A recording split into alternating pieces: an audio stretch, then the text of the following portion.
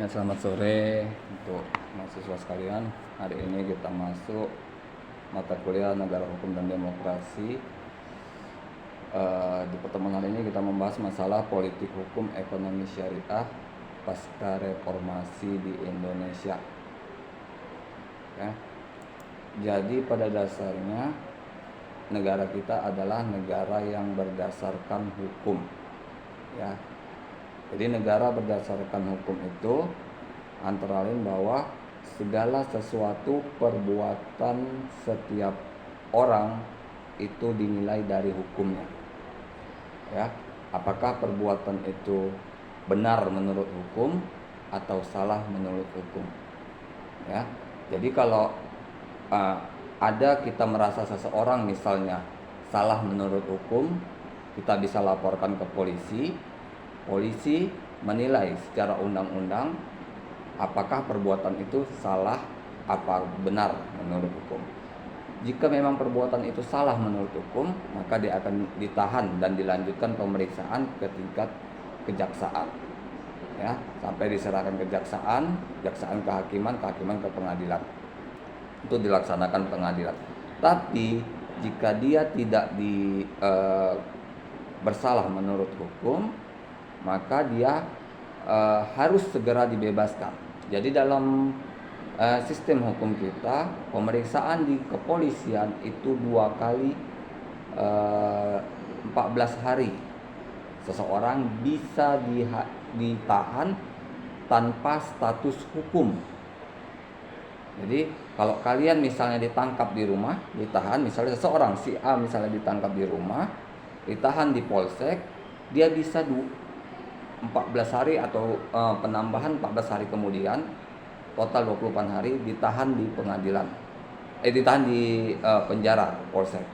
Sampai pemeriksaannya apakah bertentangan dengan hukum atau tidak, baru dia dibebaskan. Kalau dia bertentangan dengan hukum, berarti pemeriksaannya dilanjutkan ke P19. Selanjutnya pemeriksaan dilanjutkan ke P19, diserahkan ke pihak kejaksaan. Itulah, maka jangan heran jika nanti ada misalnya ada seseorang ditangkap di daerah rumah kalian, ya, tangkap di rumah kalian. Sebulan kemudian dia kena kelihatan lagi, kan baru sebulan kok udah keluar gitu ya kan? Pasti kalian bertanya-tanya, memang seperti itu? Berarti kalau dia ditangkap sebulan kemudian dia keluar, berarti dia sudah diperiksa polisi, tidak ada kaitannya dengan perbuatan melawan hukum. Berarti dia bebas dari hukum. Ya. Kalau sekarang pun karena ramainya tingkat pencurian, ya seperti pencurian gitu kan. Jadi pencurian ini sangat ramai terjadi di kelompok masyarakat, sehingga polisi pun sedikit sedikit rumit menanganinya karena banyaknya laporan-laporan tentang pencurian, seperti pencurian sepeda, pencurian pompa air. Itu yang sering terjadi kan di rumah-rumah kan, yang tiba-tiba yang kalau pompa airnya di luar itu dipotong, pompa airnya besok udah hilang. Saat kita menghidupkan air udah nggak ada pompa airnya. Ya, kok nggak jalan ini air, rupanya sudah nggak ada pompa airnya. Itu banyak, ya. Jadi saking banyaknya tindakan-tindakan ini, polisi paling kalaupun menangkap mereka, tangkap hanya sebulan seperti itu, 2 kali 2 minggu, ya. Kenapa? Perkara pencurian yang bisa ditindaklanjuti biasanya itu nilainya minimal 2 juta. Ya. Jadi barang yang dicuri itu harus bernilai 2 juta. Kalau kurang 2 juta, percayalah, pasti 1 bulan kemudian kalian akan nampak lagi orangnya. Ya. Atau dekat rumah kalian ada dia ketangkap nyuri sepeda. Ya. Sepedanya mungkin baru beli misalnya 800.000. Kan ketangkap, sepedanya ada, sepeda dibalikkan polisi, sebulan kemudian dilepaskan dia. Dia hanya diberikan hukuman fisik di polsek. Jadi kalau hukum dalam dimensi sosiologi dipahami sebagai refleks tata nilai yang diyakini masyarakat sebagai suatu pranata dalam kehidupan bermasyarakat dan berbangsa dan bernegara. Ya, jadi hukum itu dalam prinsip sosiologi juga bernilai bahwa setiap orang itu merasa hukum itu harus berguna bagi dirinya. Ya, makanya jika ada hukum yang tidak berguna, yang bertentangan, banyak terjadi demo, penolakan. Ya, tidak, yang heboh semalam adalah undang-undang cipta kerja yang dibilang tidak melindungi buruh, tidak melindungi pekerja. Banyak terjadi demo di mana-mana. Dibenarkan, ya dibolehkan untuk melakukan demo karena memang itulah undang-undang kita, menyampaikan aspirasi dengan damai. Ya, jadi kita harus merasa bahwa peraturan yang dikeluarkan pemerintah yang baru itu adalah berguna bagi kita. Ya, tergantung tentang apa itu. Tapi kalau nggak tentang kita, jangan pula kita komentari. Misalnya dikeluarkan undang-undang tentang perbankan, kita kerjanya sebagai guru. Kalau kita mengomentari tentang perbankan, kita lucu namanya, ya kan? Jadi yang sesuai topoksi kita, sesuai apa yang menjadi keahlian kita. Kita guru, keluar undang-undang tentang guru. Oh, ternyata misalnya undang-undang ini tidak melindungi hak-hak guru. Ya. Guru merasa tidak dihargai misalnya. Ya kalian bisa lanjutkan. Ya, ajukan permohonan pembatalan pasal dalam undang-undang guru misalnya ke Mahkamah Konstitusi, langsung ke Jakarta.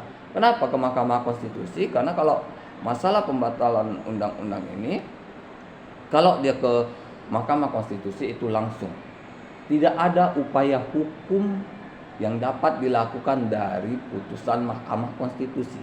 Ya, kalau dia putusan pengadilan umum, ada upaya hukumnya. Dari PN ke PT, PT ke MA, MA ke PK, PK ke PK, PK ke PK. PK 3 kali baru hukum berkekuatan hukum tetap. Ya. Ya. Proses positivisasi, ya.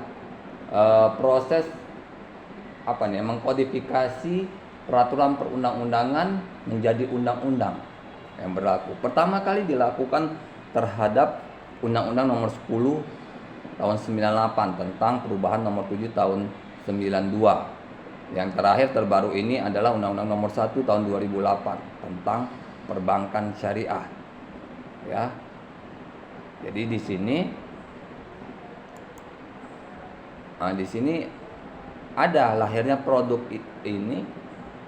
hukum ini karena adanya tuntutan dari masyarakat.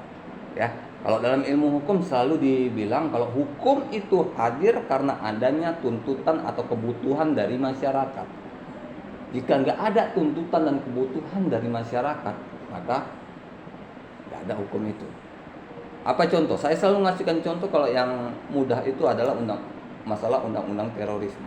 Kalian boleh lihat undang-undang terorisme pertama kali keluar itu tahun 2005. Kenapa dia keluar? Karena ada bom Bali 2004. Berarti adanya perbuatan baru adanya hukum. Ya kan? Kalau nggak ada perbuatan dibuat hukum, berarti para pembuat undang-undang hanya menerka-nerka, menghayal. Oh, ke depan nanti, di negara A misalnya ada kejadian terorisme. Mungkinkah terjadi di Indonesia? Kalau mungkin dalam bentuk apa? Oh, mungkin seperti ini. Hukumannya seperti ini semua. Jadi hanya menerka dia. Ya, bukan lagi kenyataan. Seharusnya kan hukum undang-undang ini diberlakukan untuk menangani kenyataan yang ada, perbuatan yang nyata yang sudah terjadi. Ya.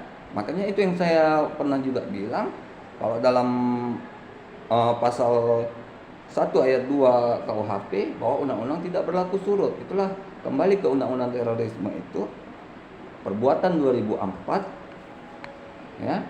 Undang-undang 2005, maka perbuatan tidak bisa dituntut dengan undang-undang terorisme. Ya kan? Karena pada saat perbuatan terjadi, undang-undang belum ada. Sementara di undang-undang kita aturannya tidak boleh berlaku surut. Tidak boleh berlaku surut itu berarti undang-undang itu tidak boleh mengadili kasus atau perbuatan yang terjadi sebelum undang-undang itu diundangkan. Diundangkan itu berarti ditetapkan. Ya. Makanya sibuk dulu heboh, mohon maaf ya, kasus korupsi Bapak Soeharto, yang dibilang kasus korupsi Bapak Soeharto. Ya, mau diajukan dengan undang-undang apa? KPK. Undang-undang KPK muncul kalau nggak salah saya itu pada masa pemerintahan Ibu Megawati. Dari sebelum Ibu Megawati ada 2 presiden. Ya, setelah Bapak Soeharto ada 2 presiden. Ada B.J. Habibie dan Abdurrahman Wahid, baru Megawati. Berapa tahun jaraknya? Makanya nggak bisa dituntut itu. Maka semalam itu diajukan kasusnya ke peradilan umum. Dan belum selesai, Bapak Presiden Soeharto sudah meninggal. Ya, jadi kasusnya tidak dilanjutkan karena tidak tahu harta itu memang betul korupsi atau tidak. Ya, jadi kalau konsep politik dalam hukum Islam itu, politik hukum sudah banyak digunakan ya dalam berbagai disiplin ilmu hukum. Bukan ilmu hukum, dalam berbagai disiplin ilmu. Ya. Ada divisi Pol, ada mata kuliah ilmu politik. Seperti kita di PPKN ada mata kuliah ilmu politiknya, negara hukum dan politik hukum. Ya, ada. Berarti makanya setiap perkuliahan yang berkaitan dengan politik dan kenegaraan, hukum dan kenegaraan itu pasti ada mata kuliah seperti ini.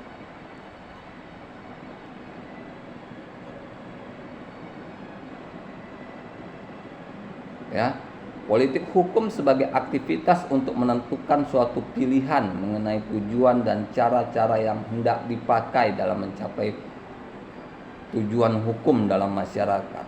Ya, politik hukum ini bagaimana cara kita untuk menerapkan hukum itu agar tercapai dalam masyarakat. Jadi di sini caranya. Kalau hukumnya tadi kan udah diatur, ini caranya. Bagaimana hukum ini yang dibuat oleh anggota DPR ini misalnya dapat diterima oleh masyarakat. Maka itulah yang kalau sering kita lihat di masyarakat, anggota-anggota DPRD kita yang sering melakukan reses. Ya, untuk apa? Untuk menerangkan masalah undang-undang atau perda yang baru ditetapkan. Ya, kalau dia undang-undang, kita bisa lihat undang-undang yang baru yang mau disahkan itu di situs legislatif. Kita lihat di situs legislatif, kita baca. Kalau memang ada yang tidak sesuai, maka kita ajukan di situ. Ya, itu jaraknya jauh dari penetapan suatu undang-undang nanti sampai dilegalkan undang-undang itu menjadi betul-betul undang-undang. Pertama rancangan undang-undang untuk dilegalkan menjadi undang-undang. Jadi di politik hukum ini dia lebih kepada proses pembentukan hukum. Dari hukum yang akan dan harus ditetapkan untuk memenuhi kebutuhan perubahan dalam kehidupan masyarakat. Ya, politik hukum ini harus menerapkan hukum harus bisa menerapkan hukum sesuai dengan perubahan dalam masyarakat. Ya, karena masyarakat ini nggak gitu-gitu aja. Ya, setiap tahun berubah. Ya. Dulu heboh menggunakan BlackBerry. Sekarang BlackBerry sudah tidak ada, ganti WhatsApp. Ya, kalau dulu nggak ada WhatsApp, BlackBerry, sekarang WhatsApp. Udah ada perubahan. Ya, dari segi pendidikan pun sudah ada perubahan. Apa perubahannya? Misalnya dulu sekolah atau kuliah mesti tatap muka, sekarang bisa jalur blended atau online, dimudahkan. Ya, jadi nggak ada lagi alasan bagi seseorang untuk tidak kuliah misalnya. Kenapa nggak kuliah? Nggak ada dana? Ada dana Pak, tapi nggak ada kendaraan untuk kesehari-hari. Jangan bilang nggak ada kendaraan. Ada kuliah online, kuliah blended. Daftar kuliah online, kuliah blended. Ya. Oh Pak, saya nggak suka kuliah online atau blended Pak. Tapi saya nggak bisa juga masuk setiap hari. Ambil kelas karyawan. Seminggu 2 kali. Ya kan? Semua ada jawaban. Kalau dulu memang mesti tatap muka full 1 minggu. Mana ada cerita dulu kelas karyawan, kelas blended. Nggak ada dulu kami kuliah seperti itu. Nah, adanya perubahan dalam masyarakat, undang-undang juga harus mengikutinya. Dibuat aturan gimana kuliah-kuliah online itu, kuliah-kuliah blended itu gimana, ya, dibenarkan tidak, kan?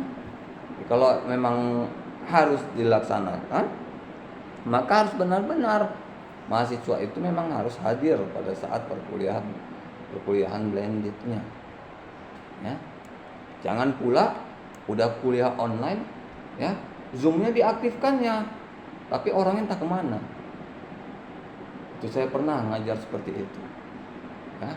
Karena banyak mahasiswanya, ada 40 orang lebih, dikira saya nggak ngeliat satu-satu, kan? Diaktifkannya kameranya, suaranya dimatikannya, orangnya nggak ada. Jangan seperti itu. Ya, kalau memang mau seperti itu, kalian izin dulu. Misalnya kalian dapat kuliah seperti itu, misalnya izin dulu sama dosennya. Pak, saya ada kerjaan, saya nggak bisa mengikuti kuliah Bapak ini, tapi kuliah Bapak ini saya rekam lagi di apa? Boleh ya Pak ya, nanti saya ulang lagi. Boleh. Kan sekarang etikanya, bagaimana etika kita dalam menghadapi suatu masalah, ya. Pembentukan peraturan perundang-undangan sebagai bagian dari konsep politik hukum berada dalam ruang konfigurasi yang tidak bebas nilai, ya. Jadi pembentukan peraturan perundang-undangan ini tidak bebas nilai, maksudnya tidak ada pembatasan dalam pembuatan peraturan perundang-undangan. Pembatasannya hanya tidak bertentangan dengan Pancasila dan Undang-Undang Dasar. Maksud yang saya bilang tidak ada pembatasan itu adalah masalah apa aja bisa dibuat undang-undangnya, ya. Masalah apapun, kepentingan apapun yang butuh peraturan untuk melindunginya, maka akan dibuat, kan?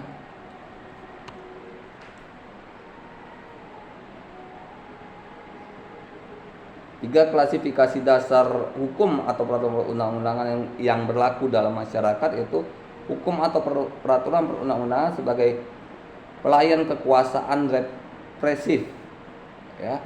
Jadi hukum itu sebagai pelayan kekuasaan. Maksudnya apa itu? Bahwa hukum itu sebagai apa yang harus dikerjakan dari para abdi-abdi negara itu, petugas-petugas negara itu. Maka kita sebagai petugas negara, misalnya anggota DPR, wali kota, gubernur dan segala macamnya, itu ada undang-undang yang mengatur kerja kita. Nggak bisa kita sembarangan,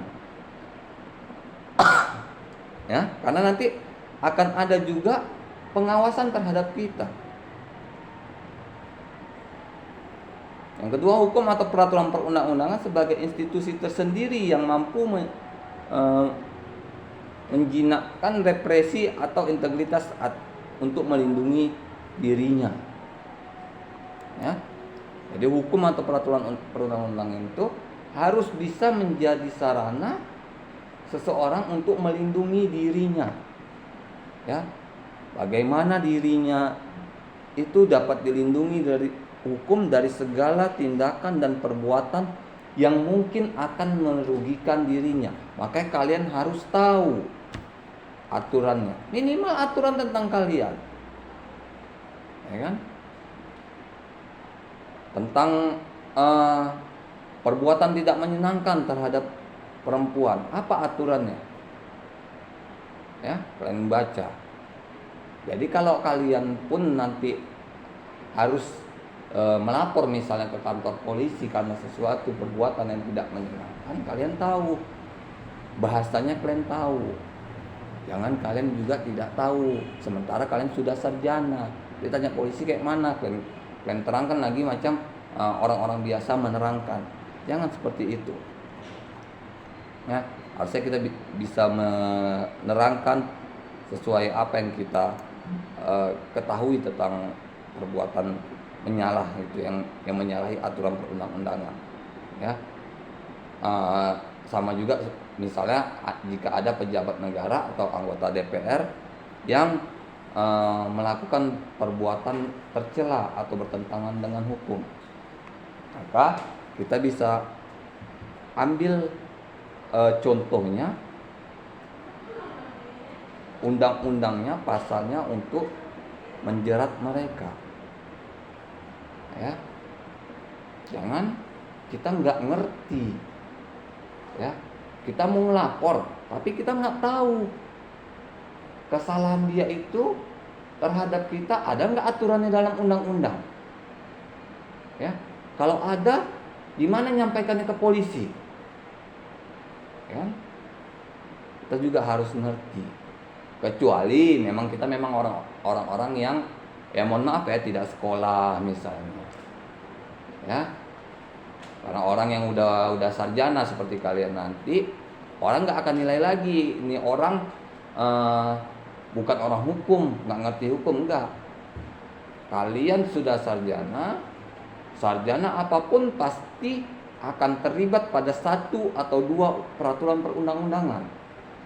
Ya, kalau kalian misalnya di pendidikan ini berarti undang-undang Sisdiknas. Ya.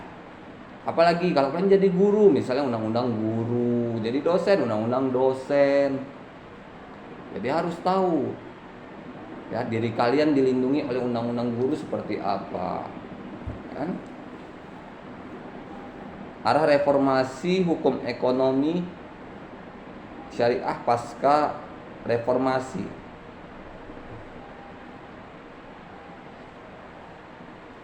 Jadi hal ini bukan sesuatu yang baru. Kalau dalam kajian negara hukum, nah, di sini ada proses rekonsiliasi kelembagaan instrumentatif dari peradilan agama dan hukum Islam di satu sisi dan peradilan hukum sekuler di sisi lainnya. Ya. Jadi adanya pengadilan agama dan pengadilan negeri itu bukan satu hal yang 100% bertentangan. Ya. Karena ada juga peraturan itu memang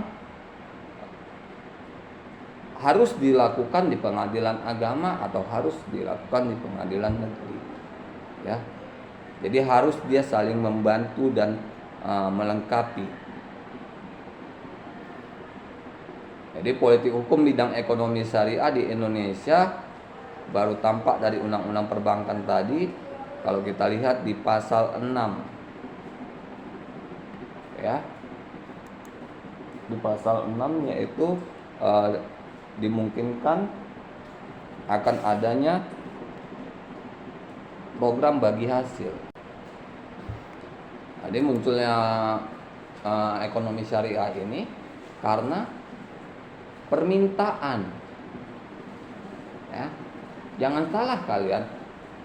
Permintaan akan ekonomi syariah ini bukan 100% oleh orang Islam. Karena di bank-bank syariah, ya, orang-orang Cina pun banyak yang membuka rekening di sana. Ya. Misalnya di BCA, mereka mendaftar membuka rekening di BCA, tapi mereka minta BCA syariahnya. Bank Niaga pun mereka minta Niaga syariahnya. Ya.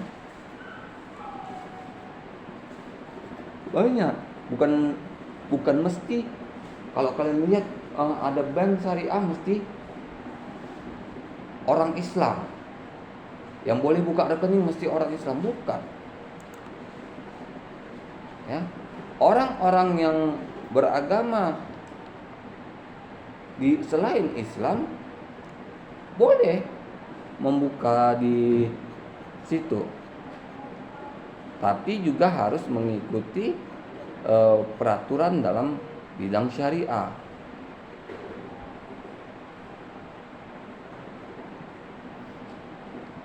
Jadi kalau kita lihat faktor pendukungnya di sini yaitu substansi hukum ekonomi syariah yang sudah mapan. Ya. Jadi maraknya perbankan syariah ini karena aturannya memang sudah dipikirkan secara matang. Ya. Aturan itu dibuat dari waktu yang cukup lama baru diundangkan. Bukan tiba-tiba ingin mengundangkan langsung diundangkan. Ya.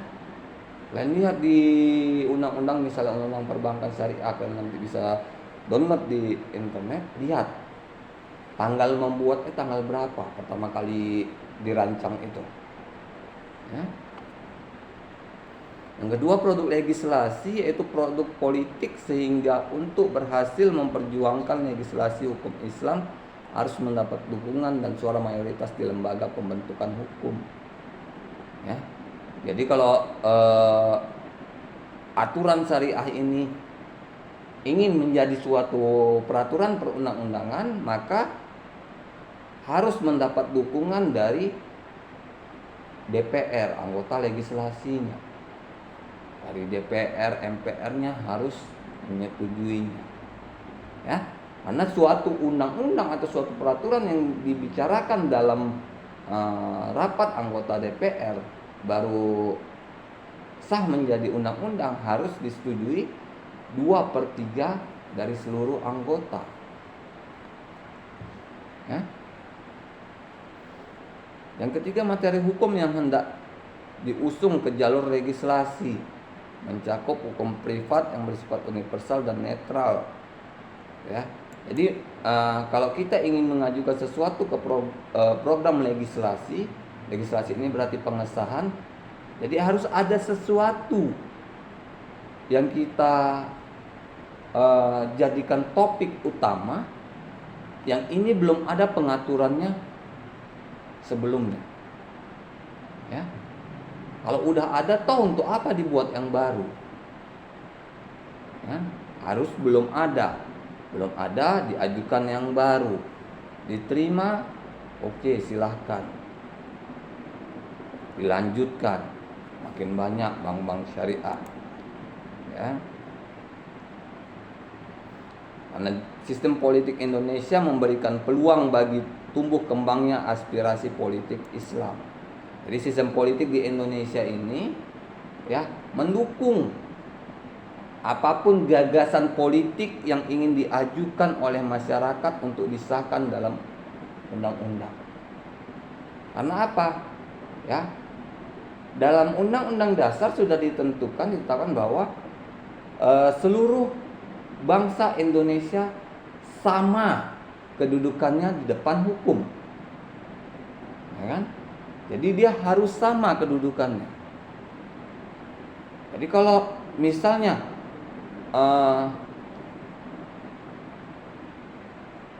ya kelompok gereja ingin membuat aturan undang-undang tentang gereja, ya silakan.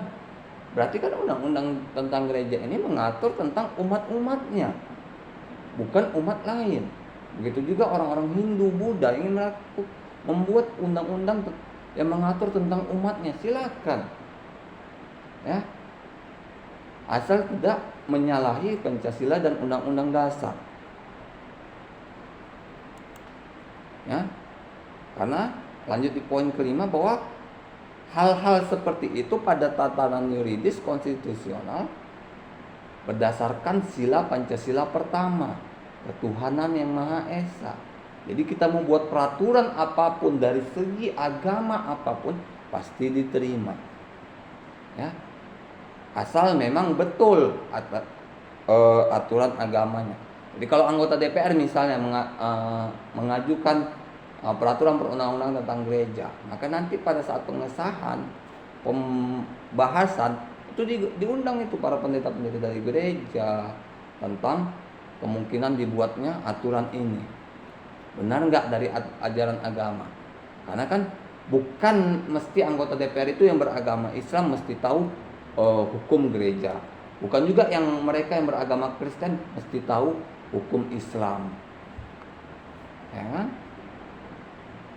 Jadi kalau untuk mereka menyetujui atau enggaknya, biasanya mereka memanggil ahli yang mereka percaya untuk menerangkan bahwa yang diatur itu, misalnya beragama Islam aturannya agama Kristen, maka yang Islam ini mengambil ahli yang Kristen bahwa aturan yang dibahas itu tidak bertentangan dari agamanya.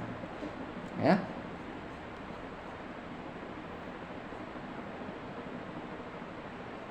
Jadi di sini bahwa penerapan hukum Islam atau hukum apapun itu harus benar-benar dilaksanakan. Jadi istilahnya apa? Jangan aturan sudah dibuat, ya, bahkan masyarakatnya sendiri tidak mengindahkan aturan itu. Ya. Dibuat nih undang-undang tentang perbankan Islam. Ya, ternyata umat Islamnya sendiri nggak open ini dengan undang-undang ini. Kan? Sama dibuat aturan undang-undang yang terkait dengan Kristen atau gereja. Ternyata umatnya acuh tak acuh dengan aturan ini. Jadi siapa lagi yang menjalankan undang-undang ini? Maka undang-undang itu bisa berlaku jika memang ada masyarakat yang terlibat di dalamnya. Ya. Yang terakhir di konteks sengketanya, sengketa ekonomi syariah harus dipertegas bahwa perselisihan dalam masalah ekonomi syariah hanya bisa diselesaikan di pengadilan agama. Ya. Jadi kalau misalnya kalian nabung di bank syariah, ya, ada sengketa kalian mau menggugat bank itu, maka gugatnya ke pengadilan agama, bukan ke pengadilan negeri. Kalau kalian nggak ngerti, cari pengacara yang ngerti tentang aturan di situ. Ya, jangan sok ngerti. Karena kalau istilahnya gugatan kerugian, kalau kita sok ngerti ternyata nggak ngerti dengan aturan hukumnya, kita yang rugi. Ya, jangan kita bayar. Oh nggak bisa bayar mahal-mahal Pak. Cari LBH yang bisa ngasih murah. Banyak LBH yang bisa ngasih murah. Oh nggak sama sekali nggak bisa Pak bayar. Oh, ada juga tuh sistem Prodeo. Prodeo itu sistem gratis. Jadi dibenarkan untuk sistem gratis. Ya.